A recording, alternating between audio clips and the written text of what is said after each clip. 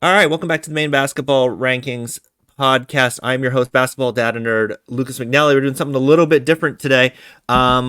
We have a runner and not a basketball player on the show. Connor Daigle. He is the 2001 state champion in cross country, the state Oh, champion in, I believe, the 3,200 meters, and currently runs for UMaine, where I believe he finished 15th at the America East Championships, or maybe 11th in the 10K, and is the two-time defending champion of the Waldoboro 5K. Thanks for joining me. yeah, thanks for having me. A quick correction though, I did not graduate in 2001. It Oh, was 2021. 2021. Oh, I I'm not wrote that that. old. I Not that wrote old. that. I wrote that down wrong, and then corrected it, and then still did it. Oh no, you're okay. You're okay. Jeez. All right. So you'd be like in the masters division if you were if you'd graduated in Oh, 2001. I yeah. think. It's All crazy right. how long ago that is. Oh, don't remind me. So you, like I think a lot of people in Maine, got started running, if my research is correct, got started running because you had to get in shape for basketball season. Is that correct? Oh yeah, absolutely.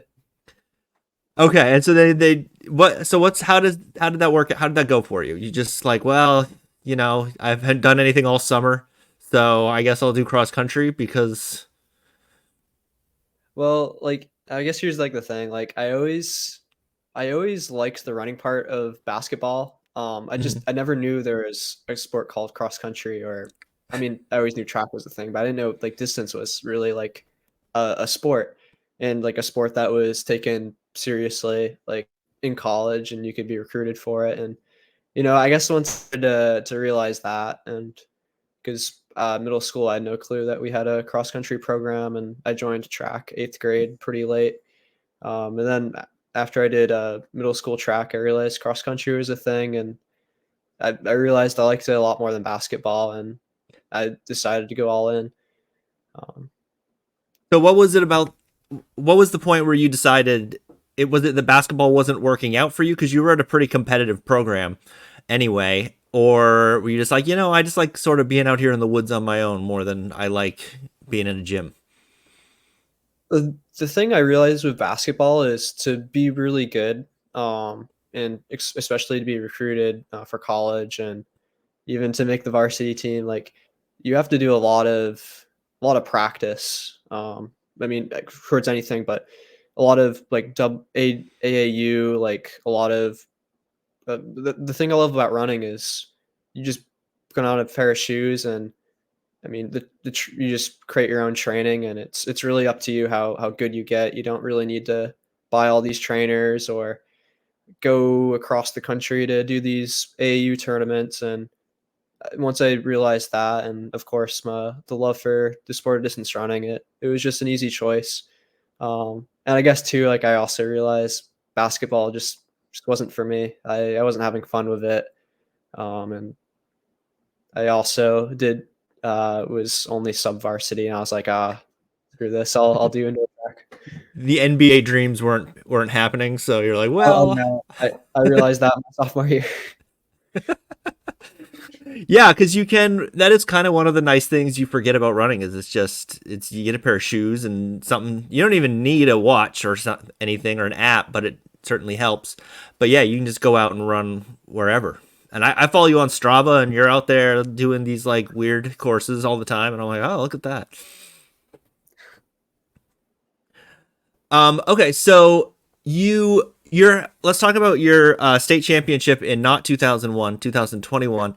So you fell six times, is this correct? And still won the state title. Yeah, it was quite the day. So how they did it that year is they had the C the in Maine we have it C, B, and or A, B, and C for Mm-hmm. divisions. I was the B division, and we went last. And Oh, the girls went first, so the boys went last. So we were like the very last race of the day, and it was kind of raining the whole day. It rained the day before, so the course was just it was really beat up at the point I got to it. I believe like the week before we had our regional on the same course. I ran 15:53, which is is pretty good for high school. And then the next week I ran like 16:35 with a few good falls here and there. Um, just kind of wasn't that well prepared for it. I didn't really think it would be that bad, but it was pretty bad. I didn't put in the proper spike length, and I paid the price. I'm glad I was still able to get it done. Were the And people behind you also falling, or were you just that far ahead of everybody? um, I didn't really see anyone behind me after like the first mile. There was a point in the race, I think it was a little bit before the mile mark. There was this really sharp corner. I slipped, fell down, and the second place runner, Logan Bellett from Levitt, he caught up and got right next to me. I was like, oh no, but I used a good amount of energy to uh, get back the lead and just kept on adding to that lead throughout the race. I remember when I was in, it was prior to high school, I ran, they had this thing called the Athletic Congress, and there was Oh, wow. states, and then there was like a regionals, and there was nationals. And I got to regionals one year, not because I was good, but just because there weren't very many people. But we ran the regionals in Rhode Island. It was rained so much, and it was freezing rain, and like people were just sliding down hills. It was ridiculous, and they were like, for the race, they were like, no, no, no, you all have to go shower because you're going to get hypothermia. It was ridiculous, That's what makes and cross country so much fun to watch compared to track. Instead of just watching people going ovals, you have to see them go across the terrain and avoid the weather and the different conditions that come with that. And it's so fun to watch, and it's really fun to still be able to compete and do that too. yeah, I was talking like 2 days ago to Jason Begonia, right? Oh yeah, yeah. The He's like one of the best ultra marathon runners in the world, Oh and wow. he just set this record of juggling, like some Guinness World Record of juggling while running on a track, and he Oh said it was wow. like 8 hours on a track just running in that circle. I was like, dude, I couldn't do that. I couldn't. No, I would just lose my mind that much time on a track. I do 2 laps and I'm like, I'm done. Enough of this. Yeah. So what is it That's like? How do you do the track? How do you do the oval with the track without going crazy? a variation. I mean, we don't go on the track all day for our trainings. I mean, most of our easy running, we go on trails and stuff, which makes it fun. It's just kind of the racing aspect of it, where we go around the oval and the hard workouts. Of course, we train on Right. the track during track season, which I guess makes sense. But when it comes to track racing, it's just I don't know. It's cool to vary it up and see how fast you can go. But you have wind. Uh, that's the only thing. And I guess if it rains, that's the only thing that's to your disadvantage. But it's really cool to just see like how fast can I go for a 5K? How fast can I go for a 10K? Um, and that's pretty cool to see. How fast I can go for that. And it's there's fewer variables than there are, because there's no hills unless the track Oh is yeah. There's pretty poorly laid out. Um, so it's unless you do sort of steeplechase, there's water barriers well, and you have to jump. there's I that. don't. Thankfully, I don't do that one. So it's sort of similar to doing a flat 5K to be like, okay, I'm going to use this one to see where I am Oh conditioning yeah, yeah, wise, as opposed to a more difficult one. yeah. And typically, too, track season is a really great season to kind of see what your true fitness is.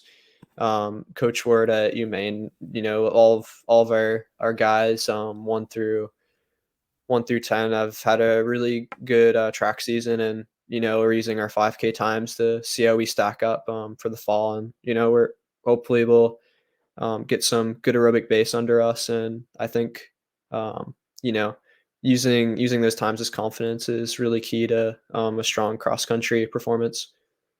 One thing I like to they used to do is they had that race the runways race in Brunswick. I don't know if you've ever done that, where they run at Oh no, the Naval Air Station, which gets mind-numbingly boring after a while when you're on that runway, and they're not very good at marking the course, and sometimes it's not a half marathon. But they would do that in the spring, in like March, and it was because it's so flat. I think it's the flattest one in the country, the flattest half marathon or 5K. It was really good to see. Okay, how lazy have I been this winter? And then because it was, there's the only variable was the wind, and then they moved it to the fall for COVID, and it kind of lost a lot of its appeal. But Yeah. what are you gonna do?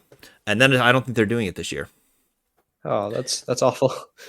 So, what's then the difference? How do you approach differently cross country or track or then a road race like a 5K, a 10K that's out on the roads and has a lot more I guess it's just different variables than cross country. I mean, for like road races, I guess we'll start there. Road races.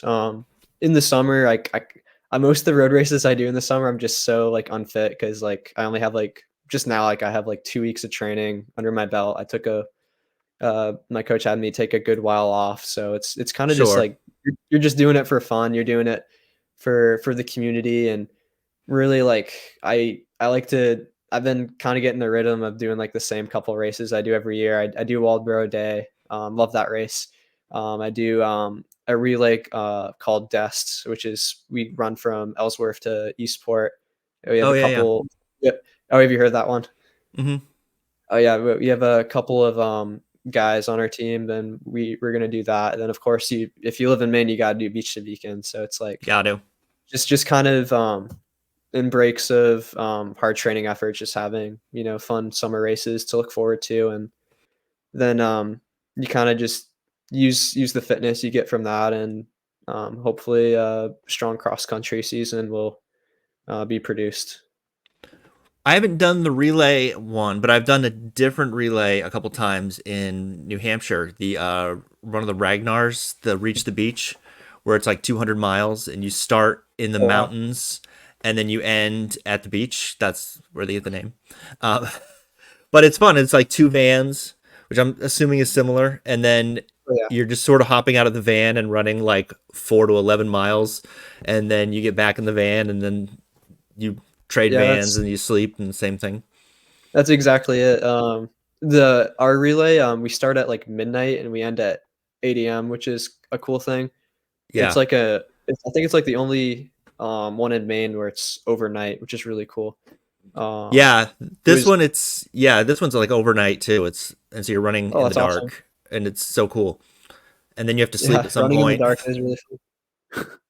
I remember one year I did it and they said I was a different every year I've done different legs and they're like, "Okay, you have this leg and this leg is like my overnight leg was hard." And they're like, "But it's great though because there's just this line of lights you follow and then you'll get over this clearing and you'll see a town." And it was foggy and raining, and somehow we got out in front of the entire race because they stagger you based on how fast you're supposed to be, and the idea is that you sort of compresses, and like the Oh, faster yeah. teams will catch you. So, but we were all out on our alone, and so every aid station we got to that year, they were like setting up, and there was nobody, and it was Oh, miserable. goodness. It was like 7 miles uphill in the dark, and I was like, "This sucks." That sounds just like torture. Oh, It was it goodness. it was terrible. I didn't see a single person the entire time. The only people I saw were my van. I'm hoping the race director of this meet is not watching this podcast. Well, I think it was our fault because I think we wrote down the wrong times for Oh, our yeah. for our speed, and then we all went like a minute faster per mile, and so we just got out in front of it after. I mean, it's 200 miles, so that'll happen. And I Yeah. think what happened also was the year before we had been really slow and gotten way behind, and so we might have fudged our numbers a little bit. But it's a lot of fun because it's like a combination of running and like road tripping and camping, and Yeah, it's then got a you're little bit of exhausted at the everything end. there. How? That's what makes oh, Oh, go ahead. No, go ahead. I was just to say that's what makes like I don't know some of these like non-typical like 10K, 5K, marathon, half marathon road races kind of fun because it's nice to get a little change of thing and of some of these longer races see parts of Maine or uh, parts of the United States or parts of the world like you wouldn't really see.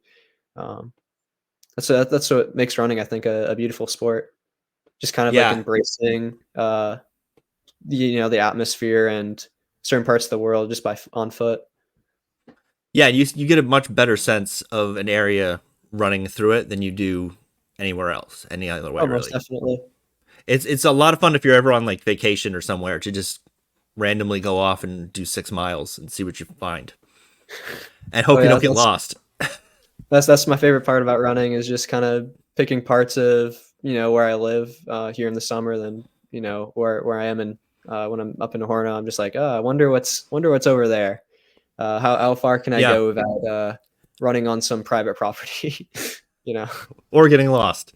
And or even that too. can you Yeah. find your way back? Because I don't bring my phone. I don't know about you. I like it drives me crazy to have my phone on me, and Yeah, so it's just it's too much weight. yeah, it's annoying, and it's if it starts to rain, your phone might get wet, and the whole thing. Oh yeah, most definitely. So you probably can't do this because of your cross country schedule, but have you seen the last man standing stuff? Have you Um, checked out that at all? no. So last man standing, it's a trail race and it's like a 4 point something mile loop, and it every hour they start it again. Oh wow. And if you can finish the 4 point whatever mile, I think it's 4.2 maybe. If you can finish the loop and get back to the starting line for the start of the next hour, you're still in the race. And they just go until everybody drops. And Sounds and pretty fun. Yeah. it's intense because sometimes you get like 10 minutes, sometimes and it's a lot of pacing and trying to figure out. I've never done it, but I keep meaning to. But it's a lot of, I think, how do you pace yourself? You don't want to burn yourself out in like the first 3 laps, but these people will do laps of this. It's intense.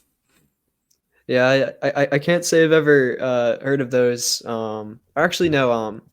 I think I saw on Instagram sometime. Or you probably know the name, Robert Gomez. I think he was Oh yeah. doing. Yeah, I think he was doing one of those or something like that. He was running in some park circle, Yep. um, and I think it just kept on getting darker and darker. I was like, "What is this guy doing?" And I was like, I connected the dots. It must be like someone's getting eliminated or something. But Yeah, I yeah. don't know. I definitely have a good bucket list of certain races I want to do after my collegiate career. Um, and I'll have to check that one out. Yeah, because you basically can't do any of the fall races, right?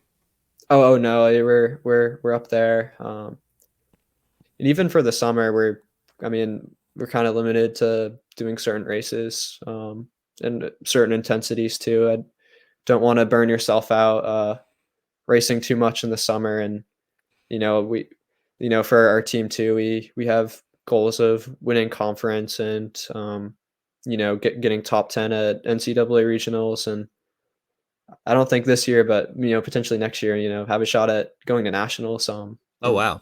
you just hopefully we're all buying into our coach. And um you don't want to be a selfish runner and train for yourself, race for yourself. Although it's fun, it can get to you, and um, it can be damaging to you. But What's the difference between running solo and then running as part of a team? Because the fact, I mean, you're still running solo, but is there different strategy in play? Is it just don't push your teammate into the ditch? Like what are what are the elements of it that are different? I guess like training wise, like when I was in high school, I had no one to train with. It was kind of just myself out every single day, and everyone around high school would be like, "Why are you running so much? What are you doing? What do you?" And then the heist, then you'd win a state title or two, and everyone would be like, "Ah, yeah." But It makes um, sense now. it makes sense now, but it's hard to see it. But in college, it's a huge accountability thing, and in our Okay. sport with cross country, every runner counts. We want to try to have the strongest five guys get across the line as compared to other teams we're facing, UMass Lowell, Binghamton, Vermont, New Hampshire. Just if we have five guys who run like 1440s, 1420 5Ks, and they have like 1450 guys and we're all able to squeeze our runners in front of them or most of them. That's what matters. And also some tactics too. Like, um, I'm in a training group, and I race with a strong pack of runners on our team. And it's usually a group of us five that are together in a race, and it's just like, oh, let's just work together, pick apart these groups of people as we pass them, and then after like a mile left, and all right, now we're racing each other. Okay. We're not picking apart the competition anymore. It just makes it a lot more fun. In high school, I used to be going into races alone, kind of just like, all right, I'd go to states. I wouldn't have anyone, on the line with me. And then in college, it's great to have a group of guys that are, similar fitness as you, and they all have the same goal, and that you train with every day too. It's a lot better, and it's a lot more fun. Are you able to draft off each other too? Is that part of it? Oh yeah, yeah. Uh, that's a huge strategy to cross country is drafting and just letting people, and in track too, just letting people do the work for you. Then you get to the hard part of the race, and it just becomes a lot more easier. I was doing one of the years I did Race the Runways. They were like, okay, it was windy, and they're like, well, just draft off someone bigger than you, and I'm like, I'm 6'1". There's not a lot of people. There's nobody bigger than me out here. There's no 6'6" guy for me to get behind. So that kind of sucked. So that's when you duck down and Yeah. yeah.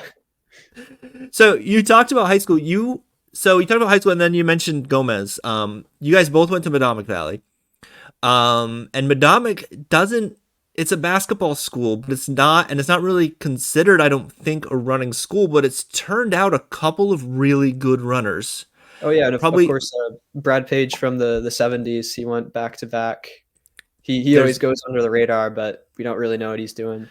Yeah, so there's him, there's you, there's Gomez, there's Darren Winchenbach does really well in the Mid Coast area, and in Portland, Jeff Sprague had a really good run for a while. What do you think it is about the school that I feel like it's hitting above its weight in producing like really good runners? I think just in general, I think Dominic Valley, you look at kind of the community we have, and the people. I think we're just a group of underdogs, and regardless of any sport we have, we just want to prove everyone that we have the same amount of fight as anyone else. And I think also too, like, got to give Waldoboro, all those hills makes you fit. Um, and just living around Mid Coast Maine too, like, there's some really good places to run too. Yeah. It's hard to, even if you're in basketball, it's hard to not pick up a pair of running shoes and go for a run. It's beautiful. I live in Union, but and anywhere around here, it's beautiful to run. It's an amazing place to live, and I think too, just the community of Madomic, just really hardworking people, regardless of sport too. I tell people it's the sometimes Madomic in basketball will put out the clam digger lineup, as I like to call it. A bunch of undersized guys who you don't want to mess with, and you don't want them mad at you because bad things can happen, and they just don't care. I know DePatsy, he always loves a team with strong defensive intensity. Yeah, And those are those clam diggers. oh yeah. All right, so let's talk about the Waldoboro Day 5K, which you are the two-time defending champion, partly because there was a COVID break. So in 20, and this is just, I looked this up before we got on here, and this is sort of a testament to how much you've improved since in the last couple of years. In 2019, before the pandemic, you won it. It was kind of a surprise. It kind of sort of came out of nowhere in 20 minutes and 28 seconds. Then there was nothing. Then it was off for the pandemic. And then last year, 16 minutes and 59 seconds. That's a crazy improvement in that amount of time, isn't it? Am I losing my mind? Yeah. I'm surprised, the 20-minute 5K won it. I guess that's a testament to how hard the Waldoboro Day 5K course really is. It is really hard. And so the course record is held by Gomez. It's 16 minutes and 1 second. That's got up here. It's 16. Oh, 16:01 is oh, the oh, course one. record. Okay. So I don't know. I'll put you on the spot now. Do you think you're going to make a run at that this year, or what do you think? Um, I'm feeling this is kind of like me at my, at least college, like me at my most unfit. This is probably the Okay. most, uh, the best I've felt, being unfit. And if there's a chance, you gotta go for it. And Right. that's definitely the goal. I kind of, I I didn't have the strongest race. I wanted, last year going into the race. And I think, with some good competition, and with the race too, there's, great people around cheering. It'd be stupid not to. So the other variable of the 16:01 is the other variable is that Robert Gomez might show up, and then you guys can go head to head, and then we'll Oh, that see. that would be awesome. I'd love that. I haven't heard, but I don't think he's registered yet, and I haven't checked with him to see if he's going. And then maybe if he'll see this, and we can goad him Oh, into I, it. I gotta shoot him a DM. There you I don't go. think we, I don't think we've ever raced before, but I it would be it would be pretty fun. I will say that when he did the 16:01, he did stop for the whoopie pie table. Um, uh, and he did run there from his mother's house like 5 miles as a warm up.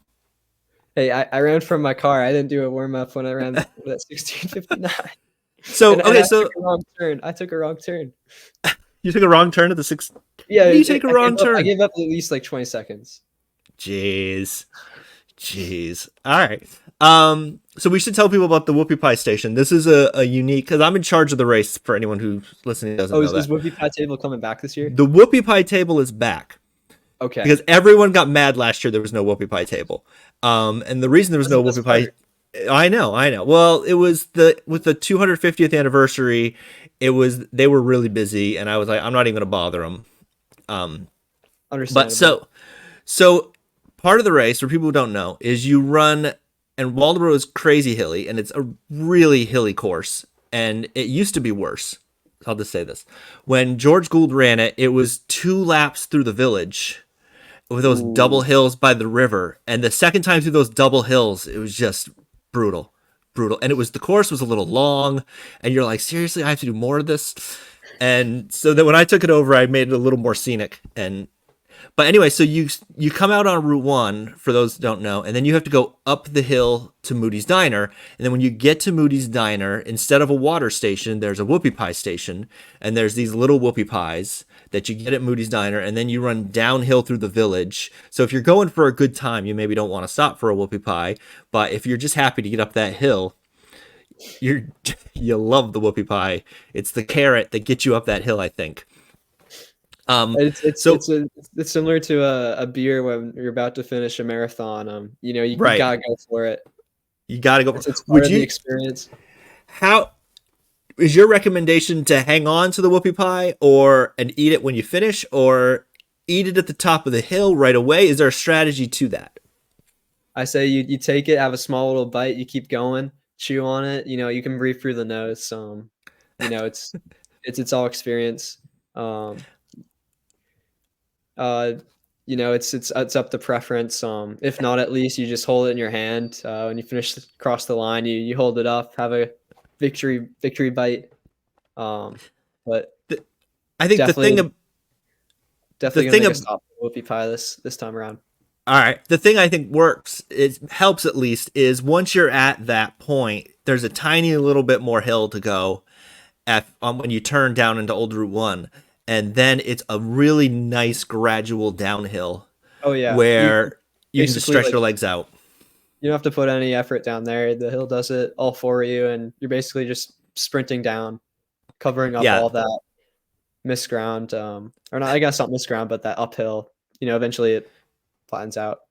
yeah. I mean, that was when in designing the race, that was kind of my thinking was, okay, I want to finish in the village, and I like this. Whenever I would run there, I always liked that stretch of hill as a real, like you said, you don't have to really put any effort into that, and you can just cruise down that, and it's not so steep of a hill that you're like feel like you're getting out of control, and it's a nice little cruise down into the village. So that was sort of the thinking was, okay, let's make sure we finish with that, and then you don't mind the hills as much once you've gotten on that stretch.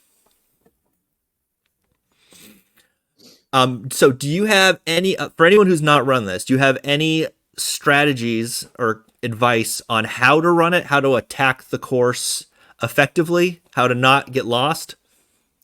Definitely take a left after the first downhill. Uh, you don't want to take a right and have to, run more than you have to. Right. But I guess just kind of,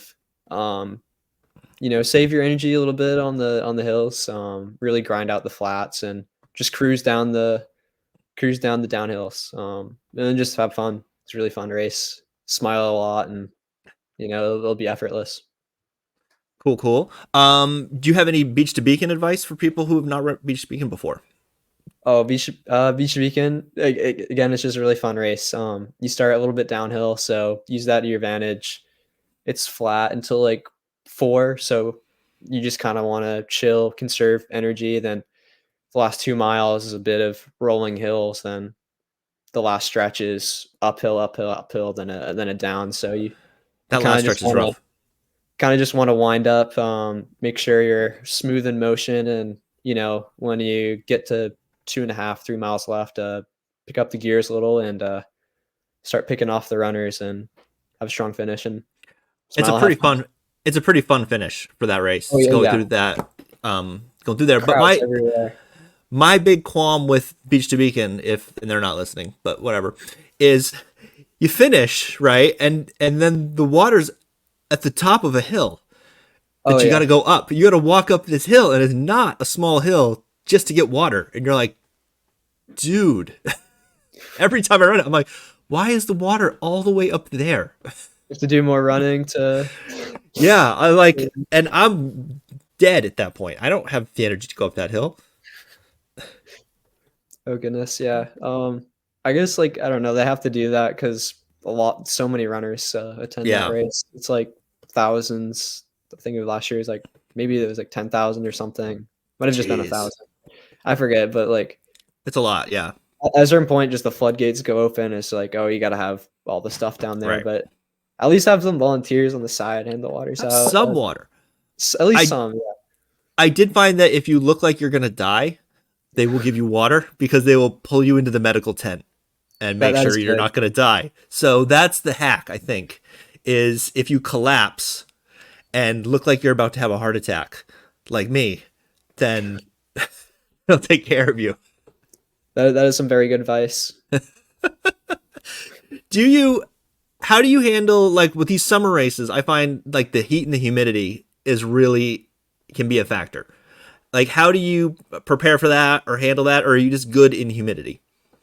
Um, Actually, I have a membership at the Rockport YMCA, and I hit up the sauna after a lot of my runs. It's just Oh, it's a fun little cross train hack I've been doing.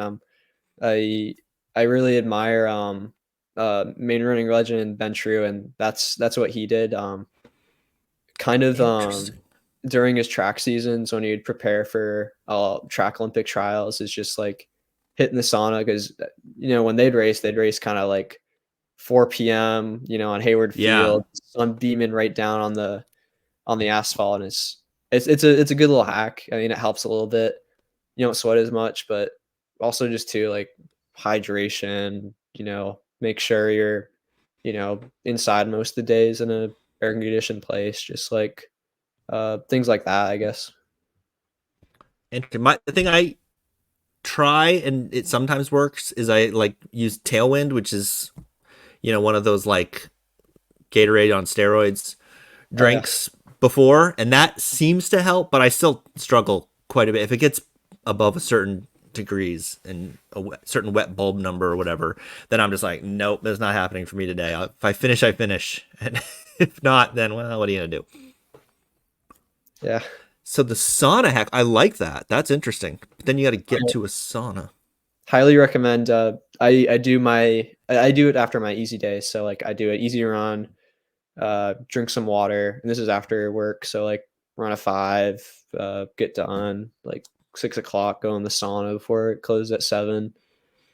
Just sitting there, like I do like 10 minutes on, 5 minutes off, and 5 minutes back in. It's like 15 minutes. I'm not one of those crazy old men who's in there for like 50 minutes. I met a few interesting characters in there. Like, oh, I've been here for like an hour. I'm like, Oh, oh, I bet. okay. Uh, An hour? yeah, some people really love their sauna. Jeez. Do you have any other, let's see if I can get any training hacks out of you other than the sauna thing. So when you're on a run, is it just standard, a bunch of easy runs and then some interval stuff? Like what's your favorite workout in terms of just a running workout you're doing on your own? Um, or I guess too, I could also just like break down my week. Let's do Um, that. yeah, that might be easier. So like, I guess starting on like a Monday, you want to do like an easy run. So this week for me is 55 minutes. Just like for me, that's like seven flat to 7:30 pace. So you Jesus. just That's my 5K pace. well, you just want to be relaxing, conversational pace. Yeah, conversational 7-minute mile, sure. And Yeah, then all right. later in the summer, I'll have a, a double run on that day, but I'm not quite there yet Okay. because I'm like 2 weeks in. Tuesdays where you'd want to do kind of that's where you do your speed day, at least how we do it at UMaine is you get on the track, use some intervals, like 5 by K, something where you're running threshold pace, then you have a few faster reps after that, and you do a warm up and a cool down before that, like And 18 you're doing minutes. and you're doing that on a track as opposed to doing it on the road? I mean, you can do it on the road too. Okay. Um, I guess like a summer version of that would be like just like 5 by mile at threshold, and you just like jog 5 minutes in between, or you Huh. do like 5 minutes at threshold pace, 2 minutes off, 5 minutes at threshold pace again, or 10 minutes, If and you call that like a fartlek.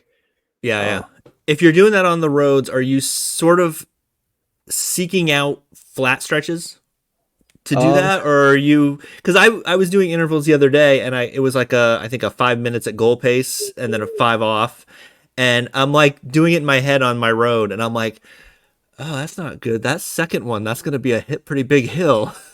I don't know if I want to do that. Should I turn around and I just do this same stretch again?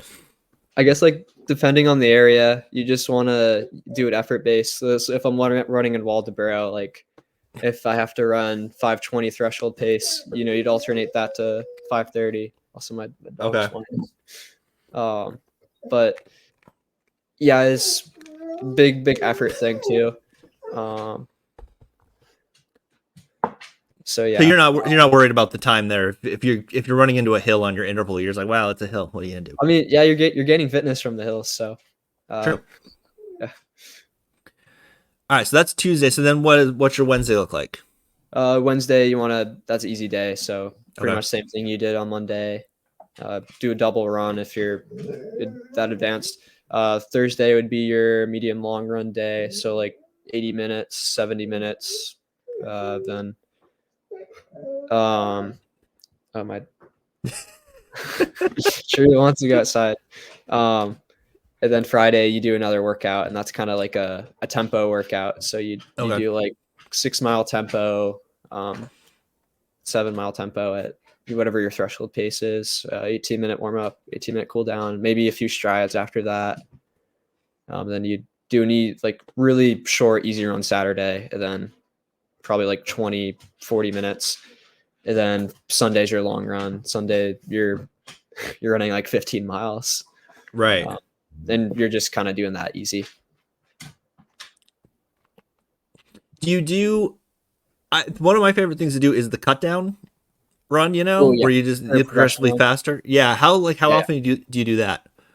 I mean, too, like we alternate our workouts. So we don't do like the same thing every week. Right. Tuesday is always a little bit different. But we usually do that on like a Friday. So like every other weekend we do a easier tempo, which would be like progression run. So we'd start a little slower, then we'd progress down to a pretty quick pace, which is usually like 20 seconds slower than like our race pace. Yeah. So like I I'd don't know cut down why to like it. 5:10 or something. I don't know what it is about that I like, but there's something like mentally I like ease into it. it engages me. Just I think the just having to go a little faster and then a little faster and then a little faster, and I don't know what it is about my brain that like engages well with that. But I don't know. Does that sound crazy? I don't think so. I Because think intervals I hate.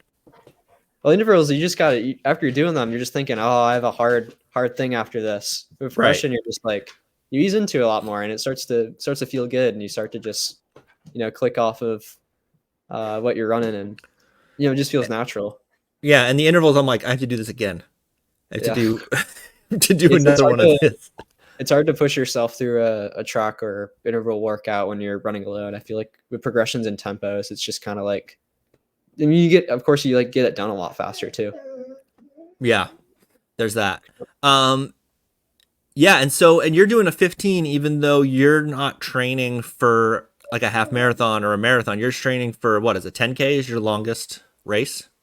Uh, yeah. So like in college, for cross country, it's 8K and 10K. So I guess that's the longest Okay. I have. So then when you're done with college, what are some of the races that you want to do? Do you want to go to road races and like what do you think you'll specialize in? Or are you going to move up to marathons? What are you You thinking? never know. I have really good faith in my coach, and we always have conversations of, if you hit X amount of times, you could end up, going to nationals, getting a pro contract. You never know what can happen. And Right. teammate Luke Marzinskis, he qualified for the East Regional for the 10K, and Oh wow. he's kind of testament for our program of you put in the work, you train hard every day, uh, your dream is right there, Hmm. so it's like if a pro track career doesn't evolve, always gotta turn to marathons, qualify for the US trials. That's always that's a goal of mine after college. Cool. But I still want to try and continue a track career and see how fast I can go too. So that'd probably be like in the winter, but I definitely want to try to go all in on road racing too, if that's a possibility as well. So you're thinking Boston Marathon, stuff like that. Oh yeah, that'd be really fun. I still haven't run a marathon before, but I think It's it'd be hard. just really fun. You'll probably do better than I did in the two I did, but I hope so. one one bit of advice, you don't even know how bad my time was. Yeah.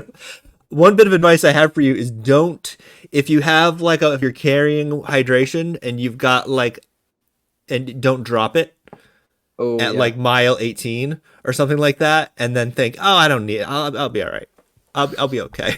Because you will not and it will not end well for you. I can promise you that. So, that's my big marathon running advice for you is don't drop your fluids and leave them there. yeah. That would be a disaster right there. Yeah. It's not fun.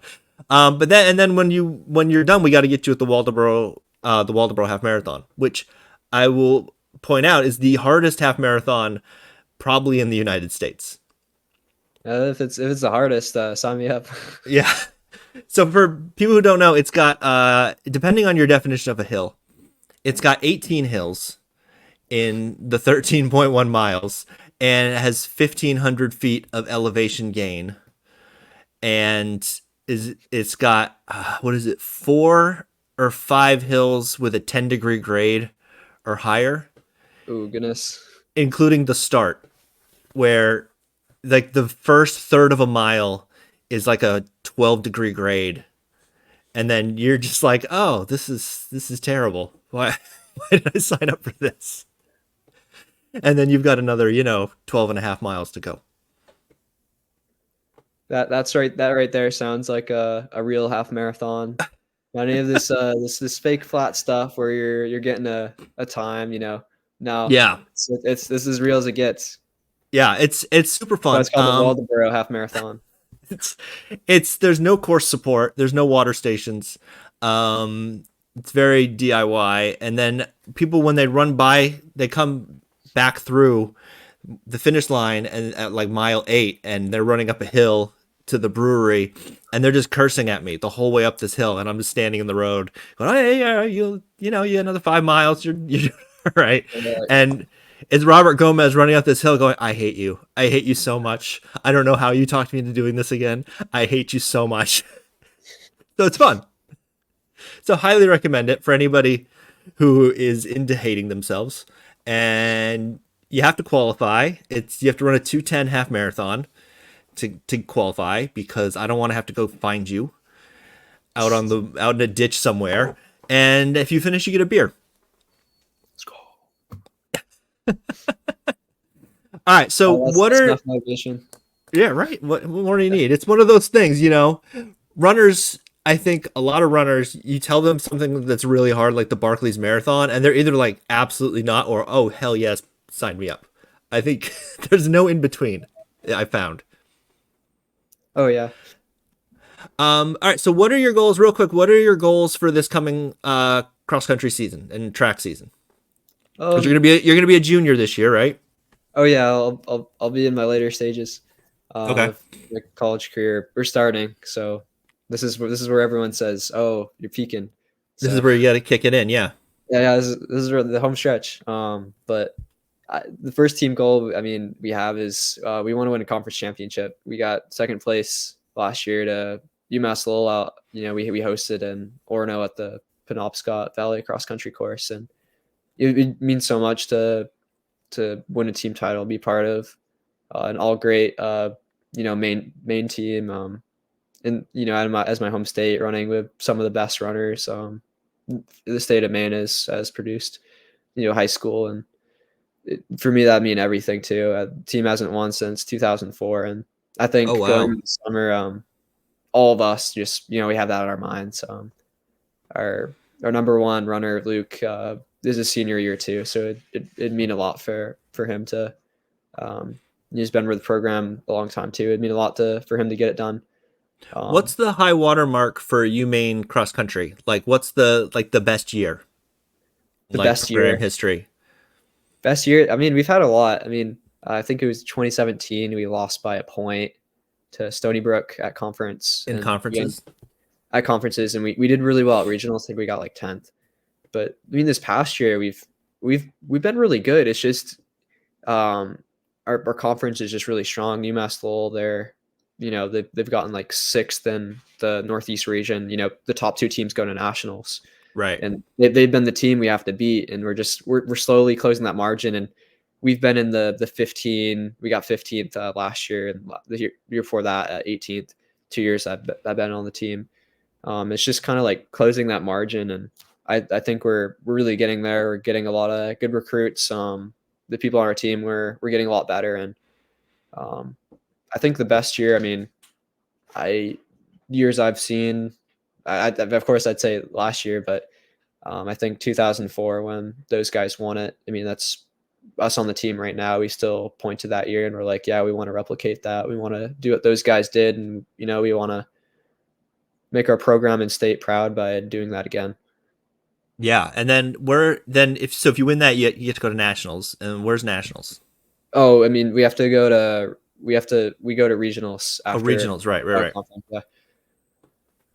And And then then yeah. So where's national regional? Where are uh, regionals, and then where's nationals?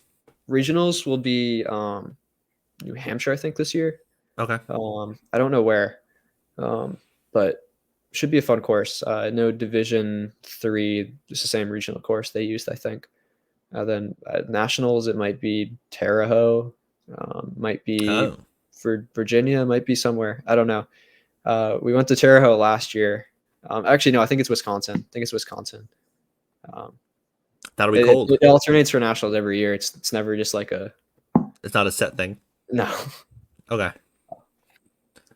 And and then what's your do you have a personal like time goal you want to hit, or like do you want like a personally I want to finish top 5 in the or whatever in whatever thing? Yes, I think. I mean, I think having like time goals and placement goals is really important too. But I think like the ultimate goal for me is I've really changed my mindset from how I entered in college, and I think just chasing more so like um, the enjoyment and the opportunity of the sport, more as like the outcomes is very important, and that makes me have even more fun with the sport. If I'm looking forward to racing every race and just saying, hey, I want to do the best I can do on this day, and I think that's the most important part. But Okay. I don't want to be bullcrap myself around the bush. We all have personal goals. Right. um, How do you one thing I end up doing is if I'm running like a longer race or even sometimes a 5K, I'll like sort of look at the course and I'll like go, okay, I need to do this mile in this and this mile and that. Is that a thing you do, or are you just more focused on, since you're trying to win the thing and I'm just trying to like, hit a time goal? Is that in is high that a thing? school, yeah, in high school, I used to just look at my watch the whole race and feel like, oh, Right. I got to get this time. I got to hit this split. In college, I'm just like, I'm gonna take off this watch. I'm gonna throw it. I'm just gonna race. Turn off my Okay. brain and race. Because the great thing about Division 1 athletics, everyone around you they're really good. So if you just Yeah. key off them, work with them, and get in front of them, you're going to be running a good time regardless of what you're doing. Then the cases when you're a front runner and stuff, how I put it is I'd always much rather win the race and win the championship than run the flashy goal time. Although the Right. flashy goal times are really nice too. But I guess like individually speaking for time goals, this cross country season, I'd love to be a top 10 finisher at our conference, and I'd love to go under 14:30 in the 5K. I think those are both jumps. I think I'm ready and able to take. And 10K, I want to go under 30 minutes. Wow. Do you have a goal for Beach to Beacon this year? Uh, I'm still like uncertain if I want to like because it's so close to our season. Right. Um, if I race it, I want to be I want to be at least top 3 in the state of Maine. Okay. Um, try to go for the top Mainer. We had a teammate who was able to do that a few years ago, and he got top Mainers, which is really cool. But um, he eventually got injured and was not able to do cross country. So it's like Oh, yeah. learning from that. I'm just like, it's tempting. I want to, of course, you want to race the big road race in Maine, and you want to do your Uh-huh. best. It's like, what cost it will take? I don't know. Yeah. It's gonna be hard. Yeah, I it's might. and you've got lots of time to do it when you're done with college. Oh yeah, it's just 2 years, and all in that race. Hopefully it come easy at that point. But it's still a lot of tough runners. Uh, there's still marathon Olympic trials qualifying runners in the state of Maine. It's crazy how we have a lot of hidden gems in the country in our state. Yeah. Maine produces a lot of running. A lot of Matt ran really in good Blanchard. runners. Yeah, that's insane. Yeah, and I'm not 100% sure what it is. It might be that same thing of the mentality and just, you know, you live in Maine and you're going to be tough. And I don't know. We don't produce a ton of basketball players, but we produce a lot of runners. That's the interesting thing is like when we do produce really good talent basketball players, it sucks they have to move away and go to Yeah. these We academies don't across the nation. we don't mess around. When we It's produce a sad. good basketball player, we produce a really good basketball player. Oh yeah, We don't most definitely. half-ass it. Oh no, not at all. All right. All right. So Waldoboro Day is this coming Saturday, the day before Father's Day. Connor will be there. He is going to try to beat the course record of 16:01. I think. Now that he knows what it I'm is, going I'm for it. sure he's going to try it. I'm guessing if I hadn't told you what it was, you would not have tried to go for it. Um, It's under 16. I think it's doable. it's doable, and now we got to get Gomez there and see if he can defend it at the same time. Because I'm guessing he was coasting for part of that because I think he was just going for the old course record, which was on the old course, and I forget what that number was, but he beat it by like 10 seconds or so Because I Oh, my brother said when he got to the whoopie pie table, he looked at his watch and was like, "Yeah, all right, I'll stop. I got time." yeah. Oh boy. So Well, so it'd be you'll be awesome. there. Oh yeah. You'll be there. I'll be there. You got to bring some people, make it a really fast race, and yeah. Do you have anything you want to promote? How can people find you? So they just follow you on Strava. Uh, yeah. I guess my Instagram handle is just my first name and last name. And Strava, you just search the same thing and you'll find me. And it's Uh, humbling to follow you on Strava. oh goodness. I hope so. I hope so. Yeah, it's like, oh, it's an easy run. That's faster than I've run in a year. Great. That's fun to see. Oh boy. I still got a lot of growth to do myself, but thank you. Awesome. It's been great watching you like improve, and it's been fun to root for you from afar. After I met you when you're like running down the hill to Waldoboro Day, and I'm like, who's this kid? I was young. Yeah. You were young, and my brother, I was like a race walker back then. yeah, and my brother's like, oh yeah, he's a cool kid. And then to see the improvement, I mean, you took 4 minutes off your time in one race in like 3 years, which is impressive, and it's not a long race. All right, so we will wrap this up. This has been a production of Maine Basketball Rankings, your source for comprehensive coverage of Maine high school basketball from Ashland to York and everywhere in between. If you like this podcast, subscribe it, like it, do all the fun things on all of the podcast platforms. And thank you, Connor, for doing this. Yeah, thanks for having me. All right, and we will be back next time with I'm not sure who. All right, that's the show.